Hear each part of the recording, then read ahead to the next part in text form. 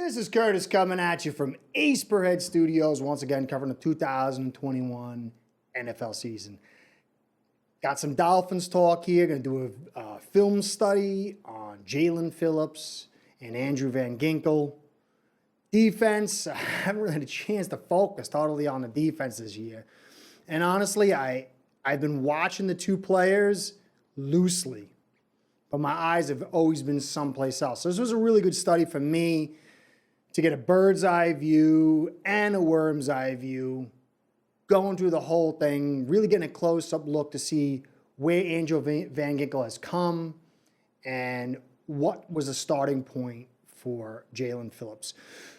So before I do my whole spiel, I'm going to have the tape so you guys can look at it first. And then when I start speaking and giving my summation, I'll have film to back it up. So let's take a look at the tape and see what we see. Here's a look the Dolphins have been putting out a lot. Phillips on the inside, on pass rushing downs, Van Ginkel on the edge. So you get a chance to see, how they use these two guys. And you'll see this over and over again.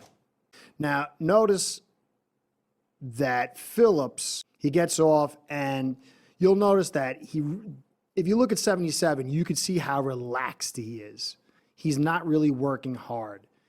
And at 6'5", 266 is what they say Phillips is. He doesn't really bring a lot of strength. And you'll see that when defenders get their hands on him, he doesn't have a lot of pop in his punch, and he gets controlled. He's basically an agility player at this stage. But that's okay. It's early. And you can't really build a case on just one play. Now, here's Van Ginkel.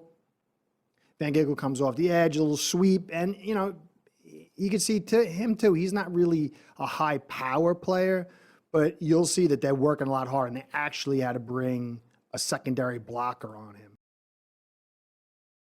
Again, you'll see Van Ginkel on the edge, and that was a real nice drop, and you'll see him shoot and tackle. And I did a video on him in the off-season showing what a hard worker he is, and he is. He's got a high motor. And see, Rowe misses the tackle, and Van Ginkel, I'm not sure if I like that angle. It was a little bit of a risky angle, but he made the tackle. I like to see him maybe go outside in, but I guess he had Baker behind him, so nice shooting tackle. So again, we got that look we saw before, Phillips inside on a pass rushing down, Van Ginkel on the edge. You'll see right here, this is what New England loves to do as far as stunts go, and this is what Flores has brought in to Miami and uses a lot. And I think this is the main asset of Phillips.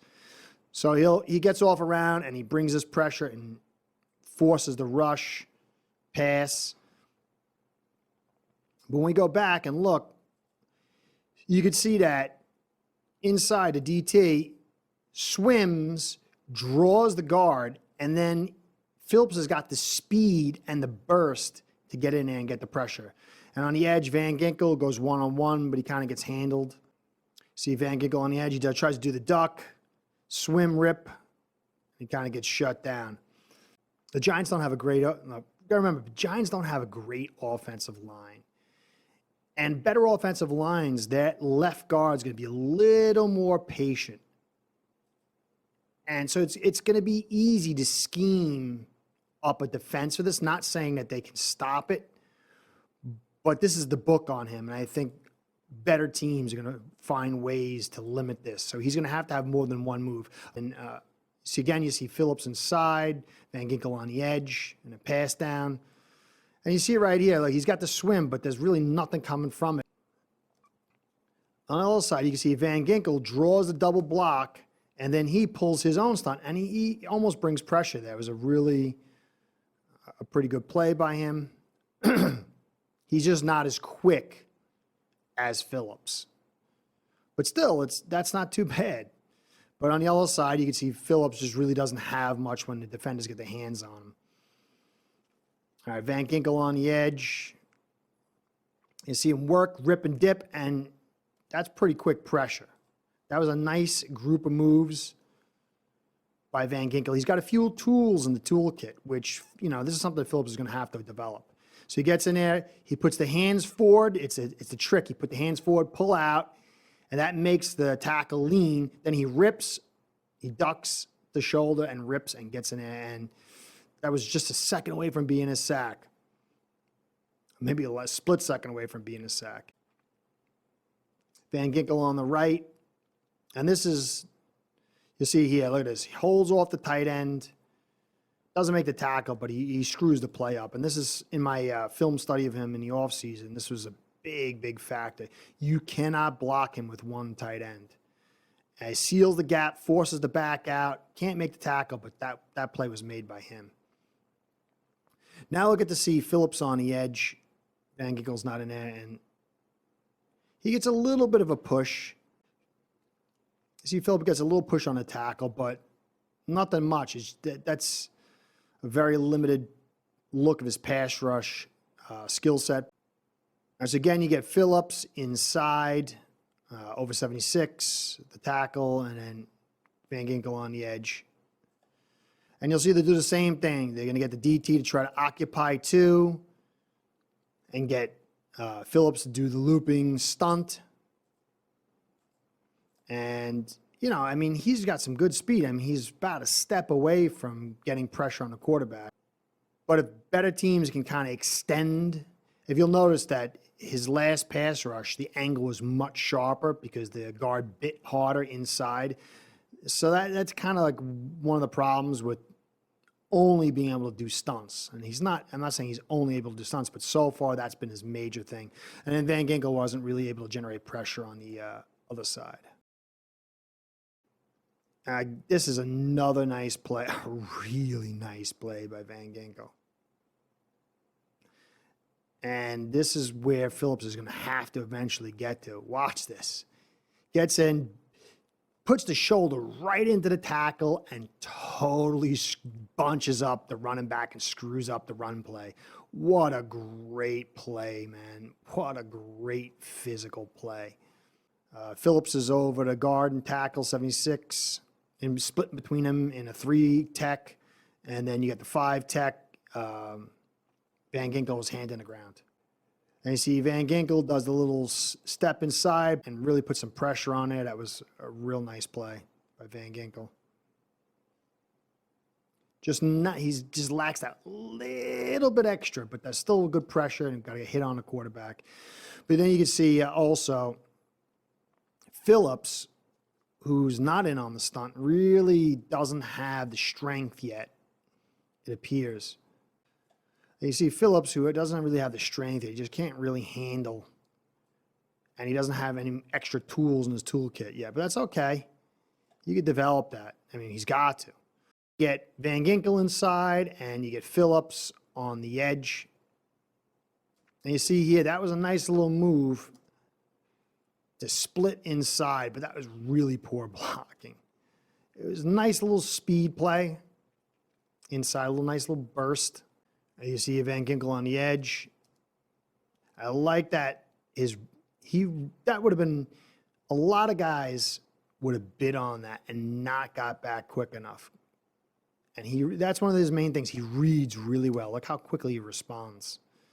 Shadows him. Still get the pass off, but he did his job. So now we got Van Ginkel again on the edge. Again, Phillips inside, and then you have Van Ginkel on the edge. This is a nice little play here. This is what we need to see more, because if he can start generating pressure on his own without scheme, it's going to make the scheme pressure that they get through him even more potent. So he makes a nice move here. The tackle the guard has poor technique and just leans, and he gets the swipe. And that was real. The kid does have a nice step and burst. I think he's going to need a little more strength, but this is one of my favorite plays of him all game. I think this is way better than any of his sacks, because this was generated on his own. Now, the guard's not too good, But that's a nice little. I didn't like how he gave up his body on this one. He's going to have to, I think, work a little bit more on his technique. See, he should have gotten his hand inside, but he gave his body up and just, it's more about the guard not really having good technique. He should have had the shoulder and the arm there ready to rip. And then like he sacrificed his body, but still, these are things he can grow in. Again, you got Van Ginkel on the edge. You see that slip and rip. And he was almost there for the pressure. That was a nice little pass play by him, a pass rush by him. Watch this. Slip, the sweep of the arms, comes outside, rips, dips, and he was in on it. Then you got Van Ginkel on the edge again. Now look at this. Gets inside. The tackle doesn't let him get involved. Doesn't let him get the edge early. Gets around him, and he makes that tackle. That was a nice play. So Van Ginkel on the edge. Nice. Oh, man, that was a beauty. Look at that. That's the physicality you need to have as an edge player. Look at this. Gets inside, cuts that, and still ends up on the tackle. That was beautiful. Beautiful, man. So you got Phillips inside, and he tries that same thing he got off before, but it doesn't really work. He gets pinned inside. He just doesn't have the strength. Kind of clogs things up. I want to see better burst out of him too. I want to see better burst out of him. He's going to have more tools, man, to be successful. All right, here's Phillips on the outside. And you see, it's just, he doesn't have any pass rush tools. He's got speed and hands. Like a bull rush look. That's nothing. That's not going to work long term.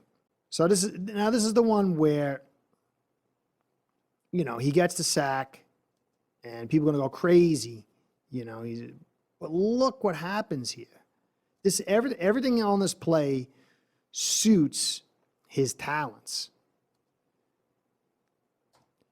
The guard oversets, and now he's got a straight line rush.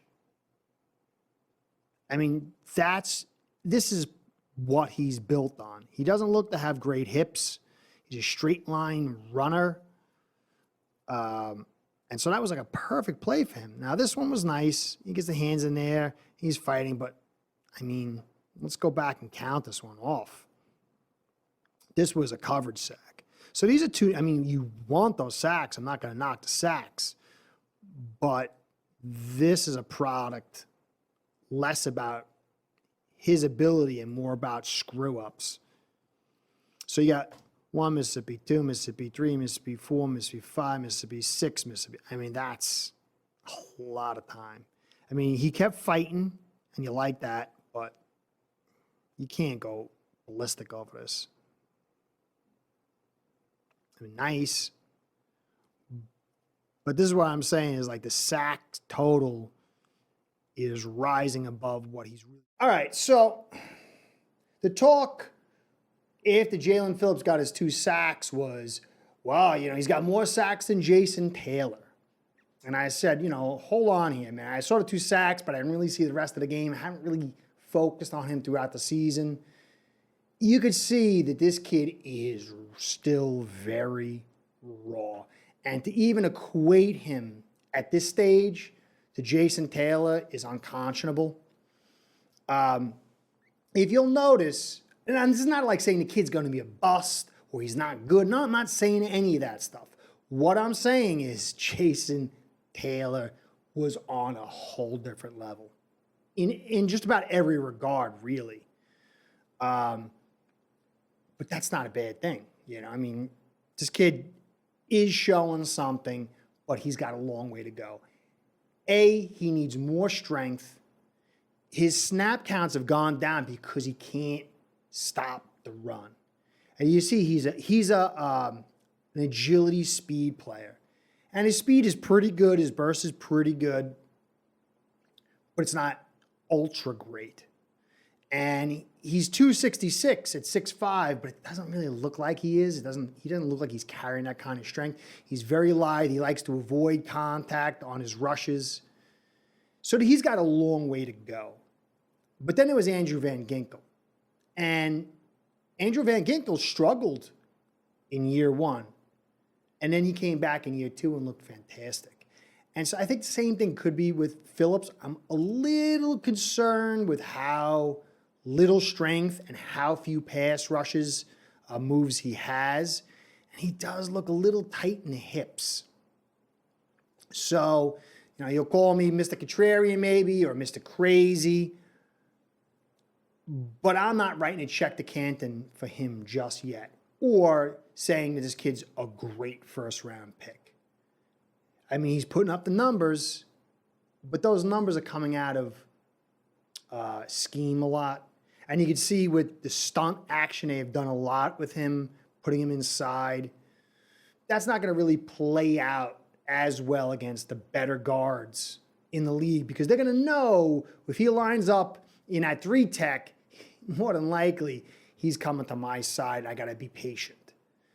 Now, if he could get that burst and get that dip and explosion and penetrate, shoot between the tackle and the guard and offer two routes of attack to the quarterback, that's when we're going to see something special. I saw some glimpses of it, but I needed to see a lot more. But the talk after the game was Phillips, and give the kid the credit is due. But you could see on this tape, and there's plays from Andrew Van Ginkel I didn't put in there. There was a pass block, a beautiful pass block. There was a couple of good tackles, some good reads on passes. But you could see this Andrew Van Ginkel had one heck of a game, and his name was barely mentioned. And I say this because when we're watching a game, just like the announcers and whoever else, we're prone to hyperbole by stats. And really, there's so much going on, we can't absorb it all. And so at the end of the game, Phillips had the sack record for the Dolphins, and he had 2 sacks in the game, and it was the talk was, and Van Ginkel, he was putting in the work and really generating much more production. He had 54 snaps. I think Phillips had 29. And Phillips, he has potential. I could see, but at this stage, he is a pass rusher who doesn't really have much in a toolkit and has to really be schemed into his pass rush. So I think Fin fans need to feel hopeful. The kid's not doing anything wrong, but he is raw, and he has a ways to go. But in the same token, Van Ginkel is showing a ton. And this is good. I mean, this is a kid that you're going to want to keep. Andrew Van Ginkel is a guy, I could tell you right now, he needs to get a second contract. He's a guy that you want for a long, long time. Phillips showing, but he's got a ways to go. And my only concern with this is Chris Grier is making me feel like, similar to Gesicki is not signed, and he drafted Hunter Long, and Agba's not signed, and he drafted Phillips. But let me tell you, the gulf between Agba and Phillips is a vast ocean. And I don't know if Phillips can get to that. If you go just look at Phillips's body and you look at it next to Agba, Agba's thighs have, you could see the musculature, you could see it in his shoulders, you could see it in his arms. When you look at Phillips, he looks very thin. And you can see on his punch is almost nothing there. Now, this kid can grow. He's young, and he has time to develop. But it could take 2 or 3 years before this kid really gets to the level of where he could play to run and be really a full tool defensive end edge player like Agba already is. So I'm saying this to you, Fin fans, is yes, maybe some of you are going to give me some grief about it. But I'm here to give you a fair evaluation. I'm also here to say that I got to watch the rest of his tape, to really study it like I studied this, to put my foot in the ground of where we're at. But my stance is the kid's showing something, but no checks have been written. But as far as Andrew Van Ginkel goes, if you look at PFF, they rank him like the 79th edge player. But what people don't realize is that certain criteria is given more weight. And so he's got a really poor coverage rating to them of like 29 or something, and that tears down his rating. But if you look at everything else, it's very high, whether it's pass rush or it's run stop. And so for me, Andrew Van Ginkel is cemented himself as somebody Miami needs to keep. Agba has cemented himself as somebody Miami needs to keep. And Phillips is showing something, but he is raw, ladies and gentlemen. He is still very raw. Some nice little things here and there, but a ways to go. So I hope you enjoyed the film study. I hope you understand where I'm coming from. I know there's Dolphin fans out there. What are you talking about? It's not a knock on it, kids. It's the evaluation of the tape. These kids, when they get 24, 25, some of these kids, they just blossom. And they develop skill sets that they didn't have. They develop physicality they didn't have. They're in the NFL strength training program. So this kid, if he could add these other assets, I got to go back because JT is one of my favorites, man. He was thin and all that, but there was strength behind him. There was agility. You could see he had wider hips, bigger. Let's not compare him to JT just yet. Let's have that respect. Jason Taylor is epic. Phillips is doing what he can, and he's putting up the numbers, and there's nothing to really knock about the kid yet. But let's not, again, write any checks. So this is Curtis saying thank you for staying to the end. Please like, comment, and subscribe. Comments mean the most. Again, just because I give a valuation you might not like, I'll try to change my mind. I really appreciate that. I appreciate the conversation. Subscribes and likes, they help us with the Google overlords. Keeps us in business. Keeps me doing this stuff. And I got some more tape for you. I got some Tua tape. I got some running back tape. And I got a few other things I'm going to work on. I was going to do an offensive line thing, but I figured by the time you get done with the Tua stuff and the running back stuff, you'll basically have a taste of what the offensive line's about. And I'm going to kind of like get into it with both those tapes to kind of make it a combining of the three. So anyway, thank you for staying to the end. This is Curtis saying catch you next time, and be well. You want to create your own sportsbook? aceperhead.com allows you to be a bookie and create your own online sports betting business so your customers can bet on thousands of gambling options each day.